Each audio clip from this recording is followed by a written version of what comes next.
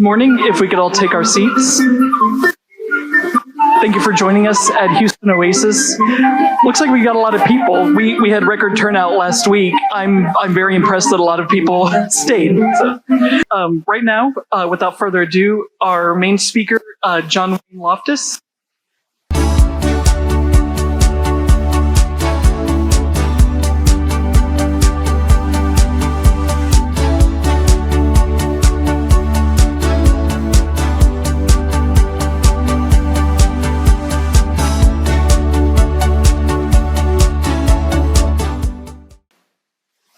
I haven't stood up here before now, checked out the microphone or anything like that. This is my first time to see how it feels.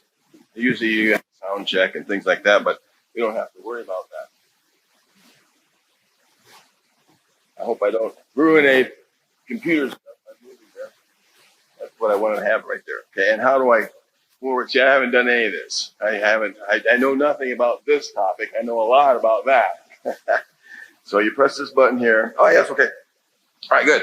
Now, I don't know if you're here to change the minds of believers or not, but I focus on that subject. That's what I do. I write books and blog and things like that, and I'm going to tell you what I know, which isn't much.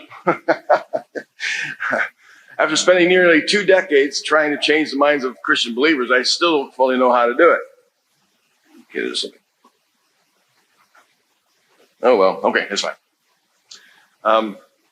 Regardless, I'm going to share 3 preliminaries and 10 helpful tips for readers who, like me, want to bang their heads against the wall. My head hurts. Now, in full disclosure, I used to be on the other side. I evangelized with the bullhorn outside a professional hockey game as people were leaving. I passed out tracts in front of a gay bar and a Catholic church. I don't know. That's just what I did. Catholic church, they needed, in my own evangelical 17-year-old mind, I figured there wasn't any difference. Everybody needed to hear the truth. But as a 17-year-old, I was certain that people were going to hell. I even hitchhiked to evangelize because people were really going to hell. And I think that, I still think that if you believe people are going to hell, you ought to do that. And I was wondering why you ought to try to get them out of hell. Problem is, hell is non-existent threat. Is there an echo there? Oh, okay. All right. Sound check. Now, there are 2 important questions we need to look at. Why change believers' minds? Right? Happy? Is everything good? Well, because of the twin harms of faith. The first one is gullibility. Faith, by definition, is not going to be based on evidence, because if you had something that was evidence-based, you didn't need faith. So gullibility, it goes to the issue of conspiracy theorists, it goes to the issue of paranormal claims, and it goes to the issue of religious faiths. In Fort Wayne, sometimes I'll see people pass out tracts. They want people to be fools for Christ. Have you ever seen that Fools for Christ tract? And sometimes they'll dress up like court jesters. Well, recently that happened to me, and I took one of the tracts in hand and I said, I looked at the kids in the eyes, and I said, so God only wants the worship of misinformed, ignorant, unintelligent people. And I wanted to see if their eyes were like the deer caught in the headlights, just see if they were like, did we just say that? Because I wanted to say it right to their faces. This is what you're saying if you're going to be fools for Christ. And I said, now think about it. God, the most intelligent, supposed creature in the universe, got to be the most intelligent being in the universe, and he only wants uninformed fools to worship him. So I left that as a seed for doubt, and seed for doubt helps sometime along the way. Second reason why you want to do it is because conclusions and justification harm. The Bible says about man's rule over nature, and then look at climate change. Right. That's a serious right. Man thinks he's supposed to rule over nature. Man rule over animals, how we've abused them over the years, and it's just atrocious. But because we rule over these, therefore we can do whatever we want with animals on the earth. man's rule over woman. After the garden, it was condemned, and all of a sudden, must obey your husband crap. And so that's what man has been doing, as best it can. And there comes the rise of sexism and misogyny. And the LGBTQI community is the only thing that can allow people to harass and intimidate and discriminate against the gay community is the Bible. I mean, there's really no science in the Bible, so therefore, because of the Bible and because of faith, it's doing harm, a great amount of harm. And apocalyptic end times beliefs that say that, hey, we don't really have to worry about the earth. Let's just wait till God arrives and he settles the score, So there's a book out there. It's by some guy called Christianity is Not Great. If you want to know why you should, maybe you should see about the harms of faith. That's a big book, covers a lot of issues.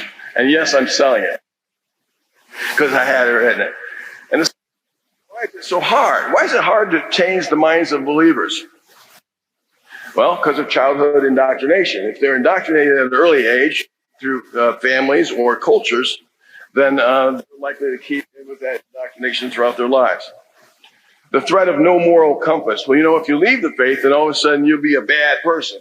Well, I don't want to be a bad person, so I've got to hold on to my faith. And notice how many threats there are. And also the threat that you can't think or question, because if you do, then God's going to be displeased with you. So that holds you in the fold too. If you dare to think, if you dare to question, then you're displeasing God. And the threat of hell, the ultimate threat, cradle to grave threat of hell. That keeps them in the fold. My brother, Jim, he's a couple years younger than me, and he sent me this picture recently, presumably of a mythical feature that I don't believe in. And he's gazing upon me. He says, you could be here. Presumably, my brother thinks I'm going to hell. Well, what about Allah's hell? How often have you given a thought to Allah's hell? I mean, you might end up in Allah's hell.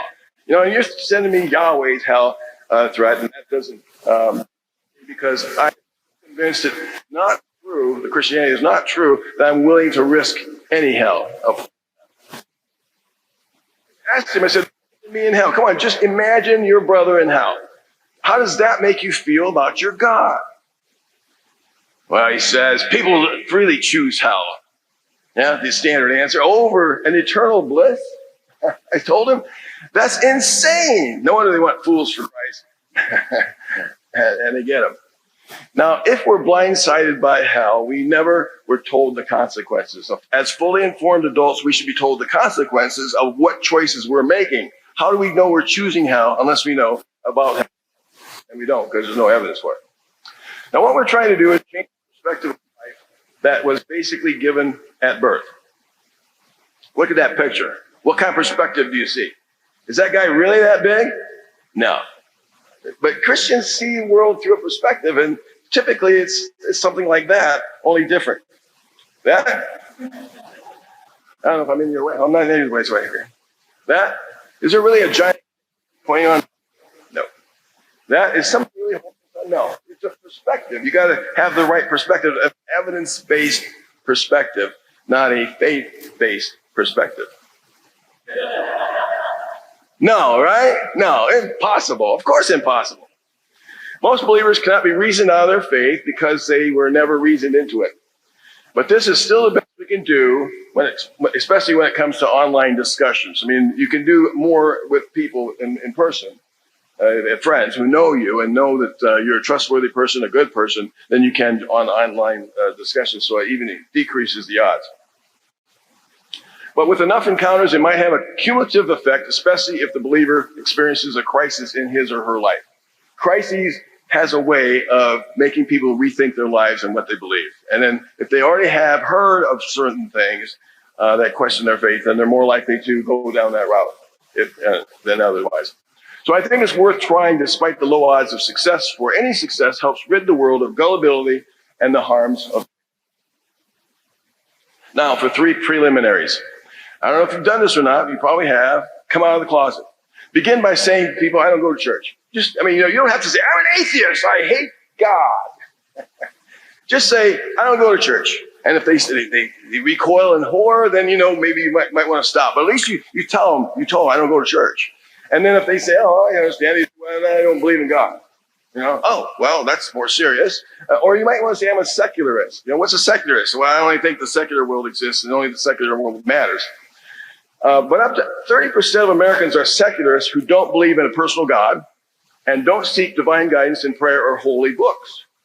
They're living as atheists. There's really 30% of us out there, up to 30%. We don't know because they don't ask the right questions in polls.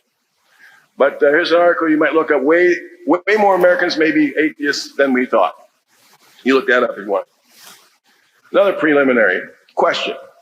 Ask questions even if you don't feel qualified. You don't have to be qualified about anything to ask questions. That guy Columbo, in the little movies that they had, a TV show, he'd always ask what you thought was dumb questions, but he was smarter than the average bear after all, and he usually caught his guy. Of course, that's a scripted arrangement, but if you ask questions, you'll do well. Non-believers are first and foremost questioners, doubters, skeptics. We are more willing than most to question everything.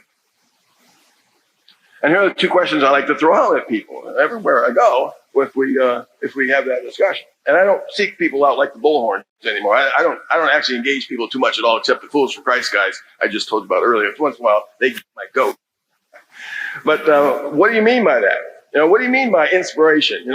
Are these God's words or not? No, they're actually Paul's word. He has words. He has a different dialect than John. He has a different dialect and word choice than Peter. Wait, are those God's words? Does God use different dialects, different words because they're different people? Oh, well, once they get into the fine tuning of that, inspiration really is blown apart until you only have something like God inspired by my feelings, and then I wrote from that. Or the Trinity, there's three beings who've always existed, never came into existence, so always agreeing with each other about every decision. That's great. That's simply crazy to me. Or the atonement. What is there about punishment that is deserved in order to be forgiven? Have you ever had to forgive someone? Did you punish them for it? There's no reason for Jesus to die on the cross, because there's no reason for punishment in order to forgive.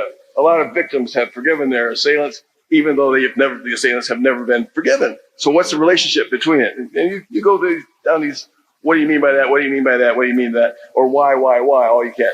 Or how do you know that? I like this question. How certain are you? How do you actually know that Mary had a baby and it was an incarnate God, and she was a virgin? How do you know that? We're going to get into that in a minute. And those two questions one more time. What do you mean by that? And how do you know? Over and over and over again. And don't stop. Use the Socratic method. Use leading questions to help believers begin to doubt their faith-based certainties. You know about the Socratic method. You just ask those kinds of questions, leading questions. Bring up the story of Doubting Thomas. I have an article on my blog. Doubting Thomas tells us all we need to know about Christianity. The point of the story of Doubting Thomas, he didn't believe Jesus was raised from the dead because he hadn't seen it. He hadn't put his hands in his hole in his chest and he hadn't seen him. So he said, I won't believe unless I see. Well, the lesson is, blessed are those who have not seen and yet have believed. That's the lesson of the Doubting Thomas story.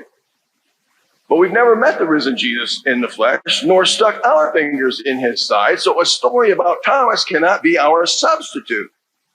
It's no different than someone's telling us, okay, now I looked out on the lake yesterday and I saw a fish come to the surface and started flapping its gills and they turned into wings and they flew away into the trees. There's no reason to believe that. I wasn't there to see it, nor was a team of forensics and scientists and cameras filming the thing. So there's no reason to believe Thomas's story, and I wasn't there. I didn't get to experience the same thing. The third preliminary, be sensitive to your timing. Find an appropriate time to question their faith, but realize there is probably no polite or kind way to do so. You can't question somebody's faith without them saying, this is not a polite, you're not being polite here, or to appear abrasive. So after a tragedy, I think you should. I think if there's a big tragedy in a town, you say, well, where was God? Or even praise God for the hurricane that came by and ripped through the other day. Well, why? Because some believers think God is in control of the hurricane. That's why. It's calling them to task at a very tragic time in their life. And you either like that idea or you don't. I don't care. But I do it sometimes. Now, this is my nephew, Joe and Tracy. And they announced that they were having a new child. And look at the shirts. They're all Green Bay Packers fans, right? They are. So everybody was congratulating them on Facebook. And I said, well, congratulations, because now there's a new Green Bay Packers fan and a new fundamentalist Christian. They didn't like that. But they expect it from me, too. As we proceed, remember that religious faith is a product of ignorance in varying degrees, so there's much to inform believers about. Teach them what you know, whatever that is. You will learn as you go. Study as you go. The more that you know, the better you'll do. And so the rest of these are just you're informing. You're not arguing. You don't have to argue these things. You just inform them about these things. So it's a different kind of plane than you got to change your mind right now. When and where we were born and how we were raised play decisive roles in which religion we adopt. Around the globe, and even in small tight communities, in some families, you have to be, you're raised as a Hindu or you're raised as a Christian, a fundamentalist Christian or a Catholic or a Jew. And that religious viewpoint is reinforced over and over in what church you go to and the confirmations you go through and the books you have to read.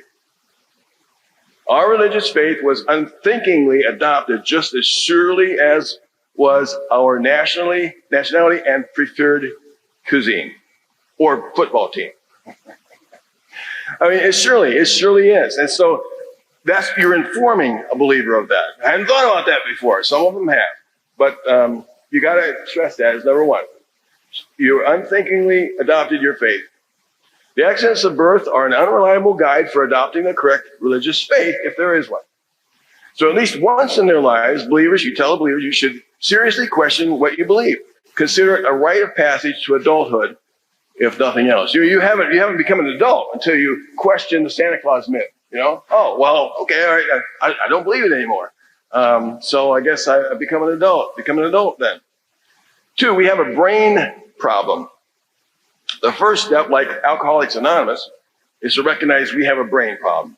Professor of psychology Jonas Kaplan concludes this after doing some research. The brain reacts to belief challenges in the same way it reacts to perceived physical threats.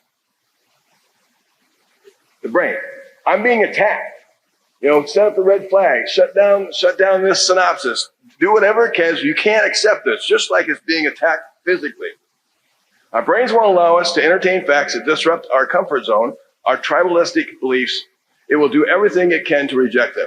We know this. This is, again, you're informing believers. The accidents of birth and the brain problem. We know this. There's no doubt about these kinds of things. So to honestly seek the truth, we must determine to disarm the brain. These are things you have a choice at this point. You're going to be honest with your faith or you're not. And some will say, well, I don't want to be honest. I had a woman say, well, I'd rather prefer to stay in my comfort zone. And you don't want to chase after them if they say that. I get it. You don't want to do that. I mean, you might want to, but I don't. Cognitive biases act like viruses on our brains. This is what the brain does. This is how it fights off new ideas.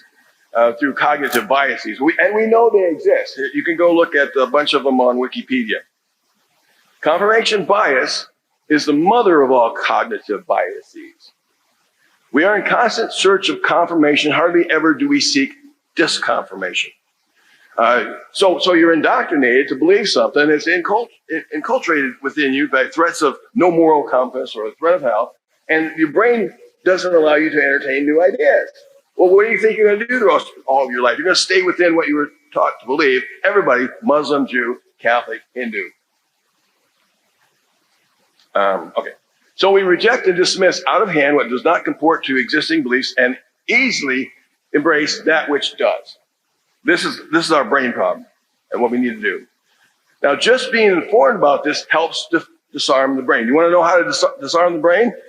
Inform people about this. Have them do the studies. Look at the results of psychology. Cognitive biases lead us to reason fallaciously. You talk about the fallacies. It's the cognitive biases that cause us to reason fallaciously. Left unchecked, we are keenly susceptible to fallacies like the argument from ignorance, appeal to popularity, false analogy, cherry picking, hasty generalization, circular reasoning, red herrings, non sequiturs, and especially special pleading. A book I've got back there called How to Defend the Christian Faith, advice from an atheist. Yes, an atheist is giving them advice on how to defend the faith. It's a joy. It's a sarcastic book. I say all apologetics is special pleading. All of it. All special pleading. So now to disarm the brain, try to just confirm your faith. That's if you want to be honest. If you're not going to be an honest person, then step outside. Okay, go play in the sandbox. I say harsh words. I'm so sorry that I do. But if you deal with them a lot, you do, and I do, because a lot of them are my friends and my relatives.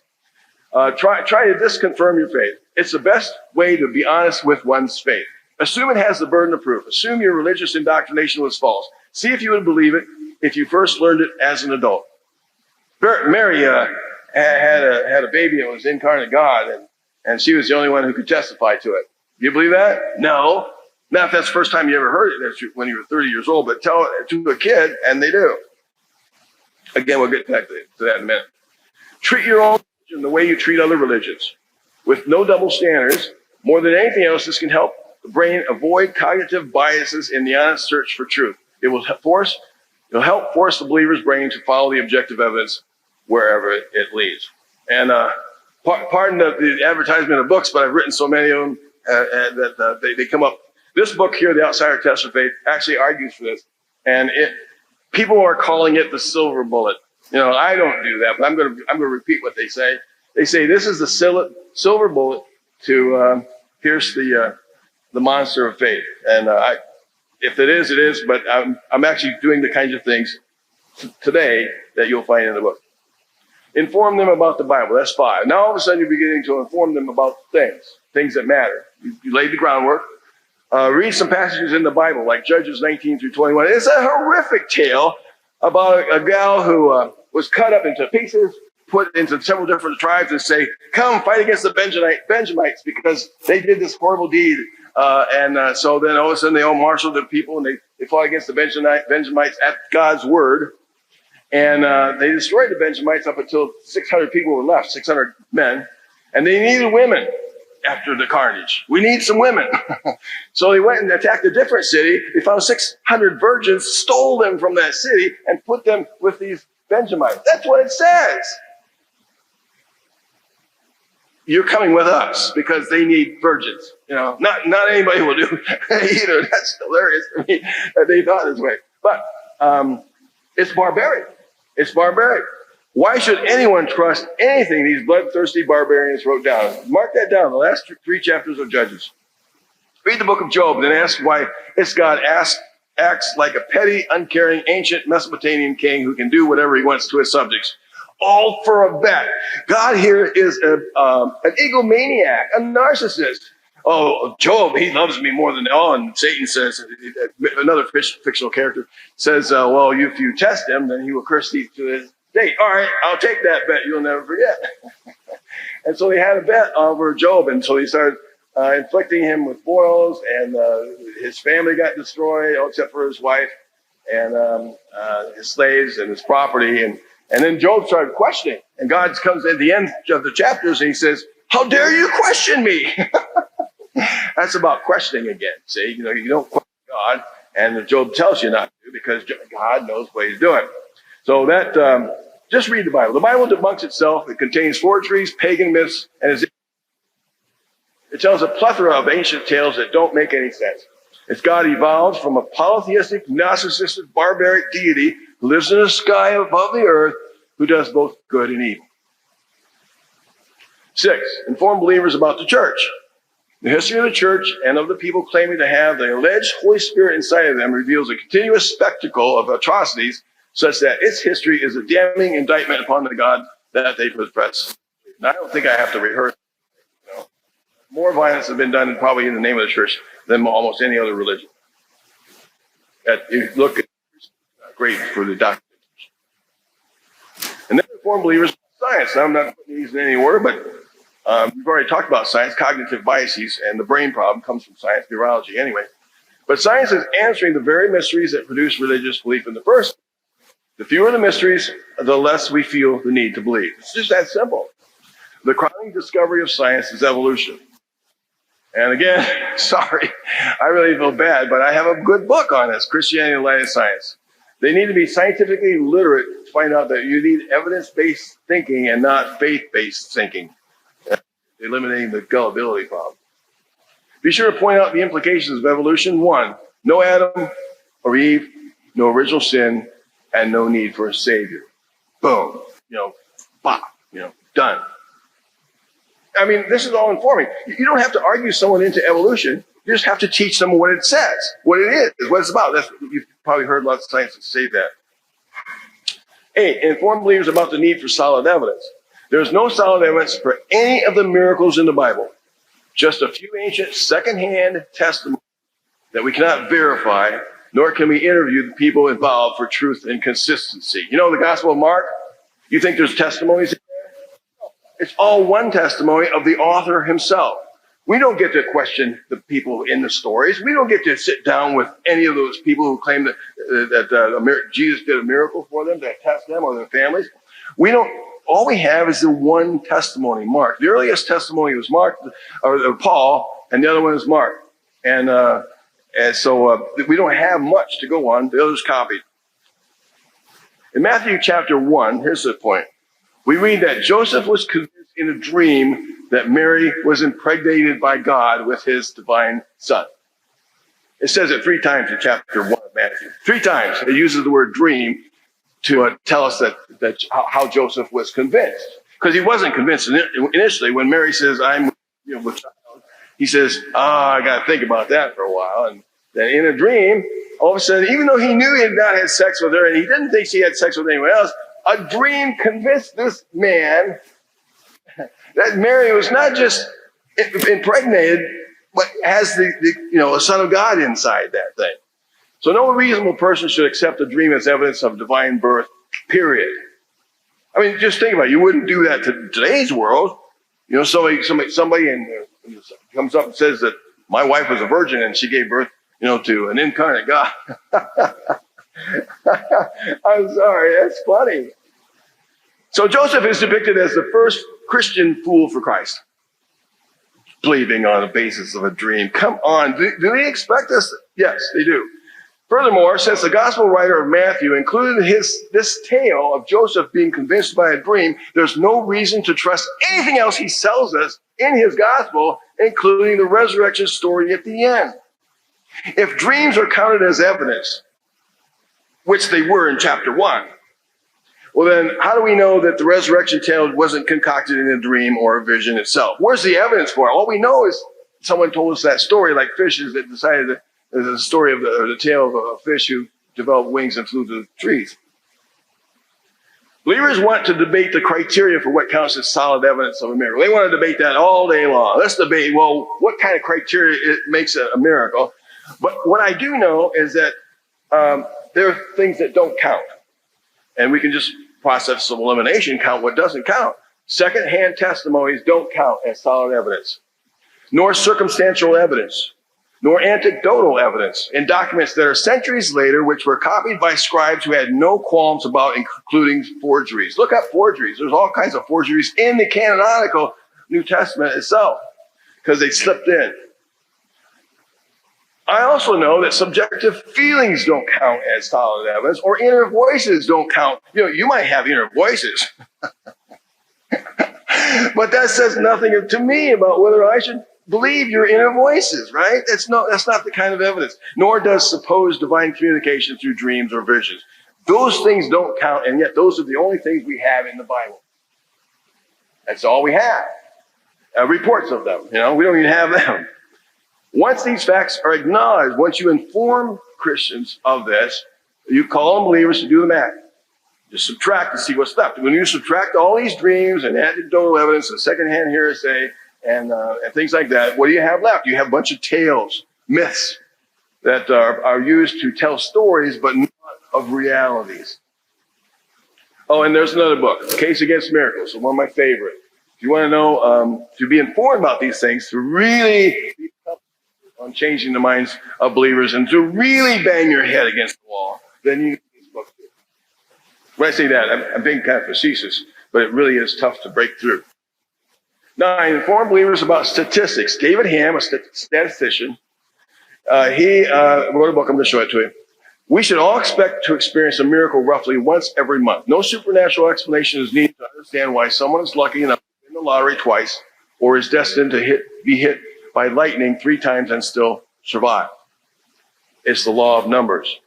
All we need to know is the law of very large numbers and an understanding of the number of events that take place each day with each of the 8 billion people on the planet. Extremely rare events are not miracles. We should expect them in our lives many times over. No God's made these happen. Now, when a doctor says, well, here's my patient, he's healed, I would have said earlier that he had a 1 in a million chance of being healed. He's laid out the odds.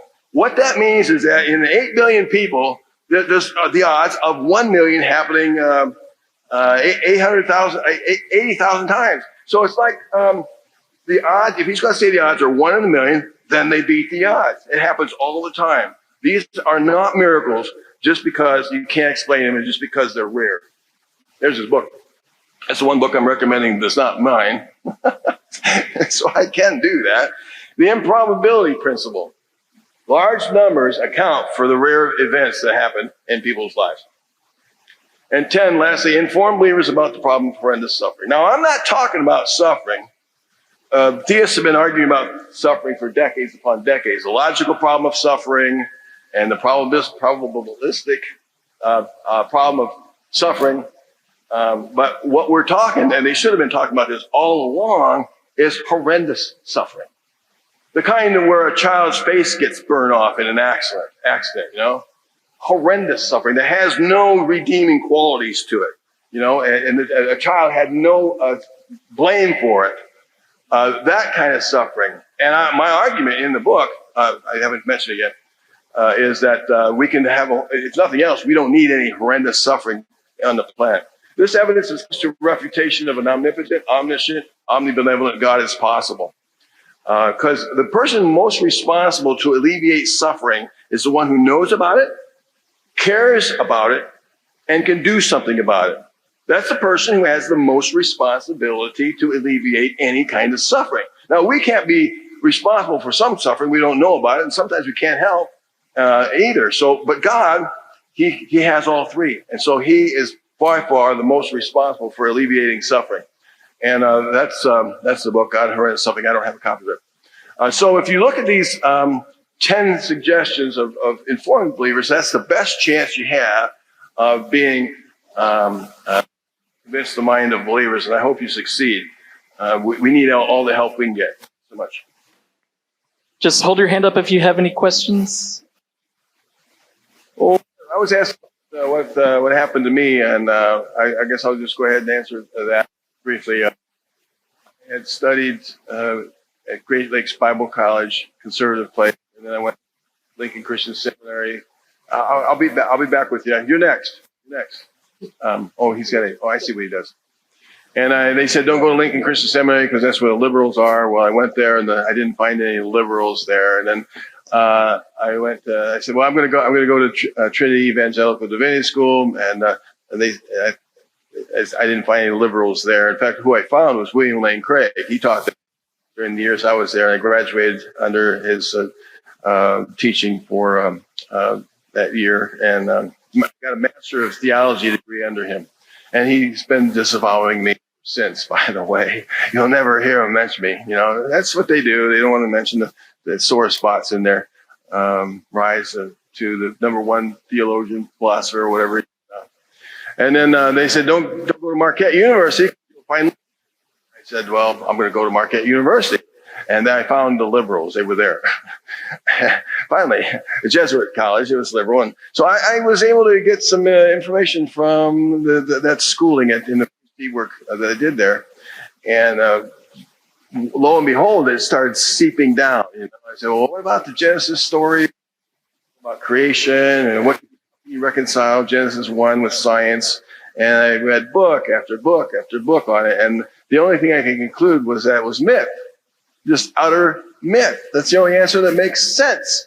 So I started going through the first 11 chapters of Genesis, and they weren't like people who lived 90 years.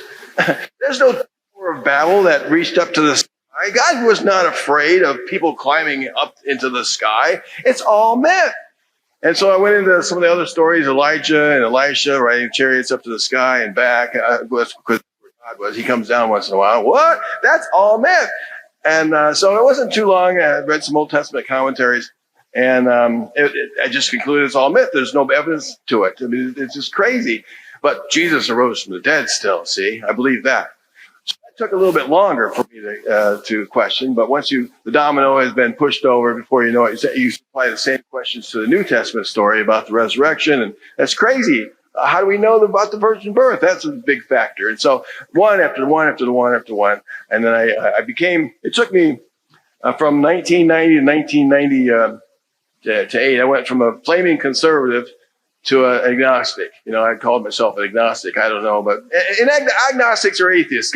Get over it anyway. You know, you don't believe the same things we don't believe. All right. But that's why I thought, you know, the only difference between an agnostic and an atheist. I told somebody last night. I said an agnostic wants to appear reasonable, whereas an atheist doesn't give a shit. I didn't say shit, but I don't know why I was careful about my language there, but not here. I don't understand. So, so then I became an agnostic. And then 6 more years later, I decided, no, I'm really an atheist. And no, an atheist isn't someone who's certain there is no God. Get that out of your heads. An atheist is someone who thinks probably more than not there is no God. And some people think it's not probable at all, whereas some might say, well, it's 60%, 70% probable. So that's my story. So I'll entertain questions at this point. Just climbing onto that idea, I like to say that the difference between agnostic and atheist is branding. Branding, yeah. Good, I like it. One of our first question was, what's been your response to believers who cite their faith as being the reason they hold ideologically left-leaning positions? Ideologically what? Left-leaning. Pro-LGBT, pro-BLM, all that. More liberal positions. Well, it's in the Bible. I mean, you can find reasons to be. I don't know if I understand your question, but people can. There's passages. Would you come here? Left. Why are they left wing? Did I address that? So the only justification for gay bashing is the Bible, because the science isn't behind it. Is that what you're asking? The question is the people who counter that cite the Bible as the reason they are pro equality on that. You just want to know your response to pro equality. Okay, so more progressive Christian. Oh, the progressive. Okay, finally, communication is really key here. The progressives, like I used to, before I left the faith, I thought that slavery was okay if done right. Serious. Because the slavery in the Bible was more humane. After all, there's voluntary servitude there, and after all, you can beat a slave, but hey, you can't kill him, because if you kill him, then you've done something wrong. So, you know, and women, yeah, they had it bad, but you know, Jesus, you know, helped. You know, he never said anything bad about women, after all. You know, and so you try to find progressive ideas in the Bible. They're not there. I mean, they're just simply not there. I had to fully realize that you're just trying to make things palatable when you should just give it all up. That's just that was my view, and my view now. There's no sense in which indentured servitude is good. There's no sense in which you could push a whole people group out of their land, and if they die as a result, that's okay. There's no sense about genocide. There's no sense about bashing babies against the rocks. These are all. By the way, when you bash babies against the rocks, Psalm 137. You know what's happened prior to that? The mom's already dead.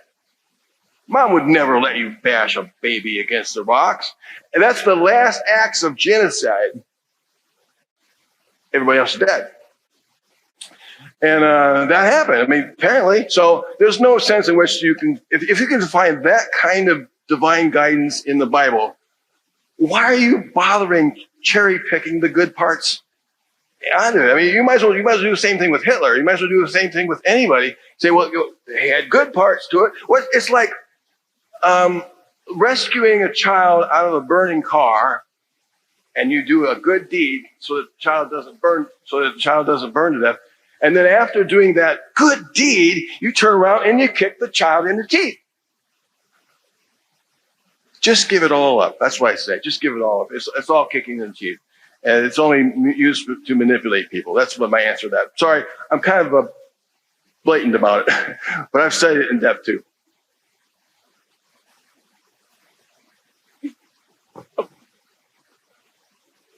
Wait. You're on.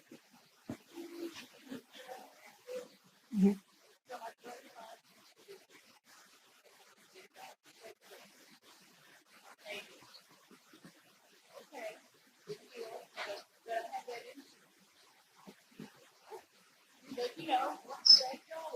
Oh, yeah. Yeah. Hell insurance. Once saved, always saved, yeah. Well, people, my uncle Don, he's a flaming Pentecostal. He just changed who he tithes to his TV preacher. He used to tithe to this TV preacher, and now he says, no, I've changed. I'm tithing to this other preacher, and it seems to be working. I love him. I mean, I do. He's a really good guy, but he's just an idiot when it comes to faith. So I don't, once saved, always saved. They say, well, okay, well, hopefully that's, hopefully that's the case then. If no. Is that okay? Thanks for coming. Appreciate it. Now we're going to hear from Lou Cana. I believe he has a joke for us.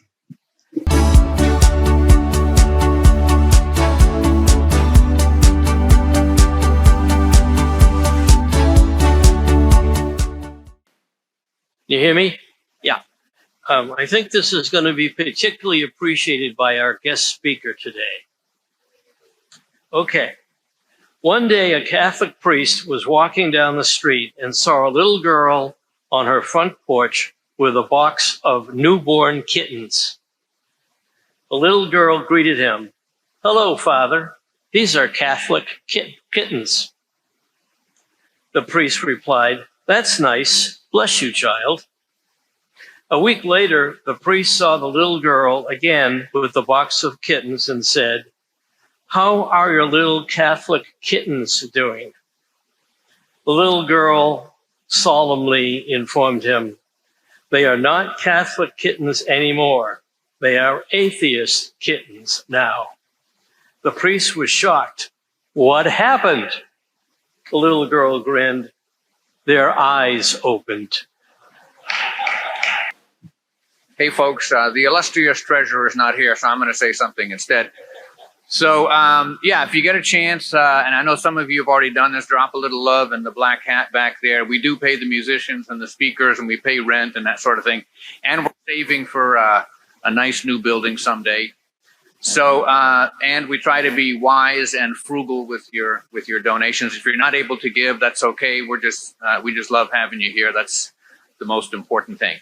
And I just created some tools for those of you who have been with Oasis for a while. I created a way to keep track of cash donations so that at the end of the year, I do this already with the online donations, so that at the end of the year, I can send you a letter for tax purposes indicating how much you've given, and you can deduct that. So yeah, great having you here. Thank you so much.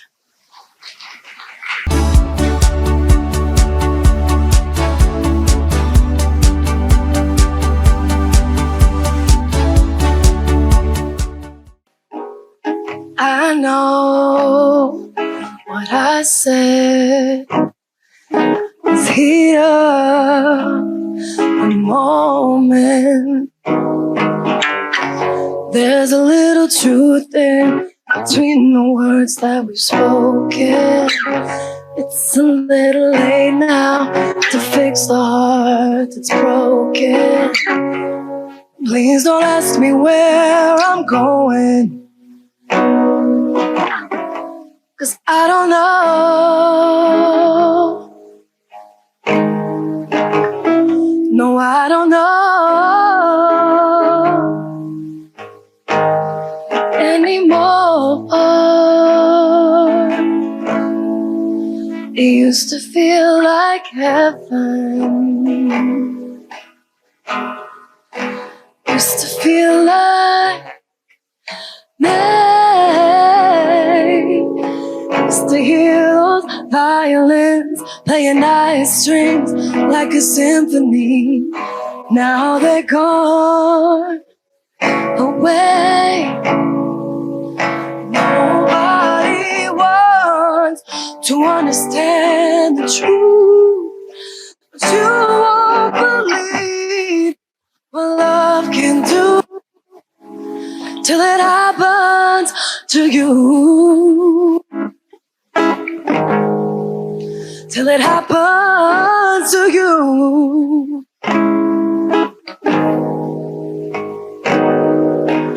Went to the old flat. I guess I was trying to turn the clock back. How come nothing ever feels the same now that I'm with you? Used to stay up all night in the kitchen when our love was new. Oh, love, I'm a fool to believe in you, but I don't know. Used to feel like heaven. Used to feel like May. Used to hear those violins playing high strings like a symphony. Now they're gone away. Nobody wants to understand the truth, but you don't believe what love can do till it happens to you. Till it happens to you.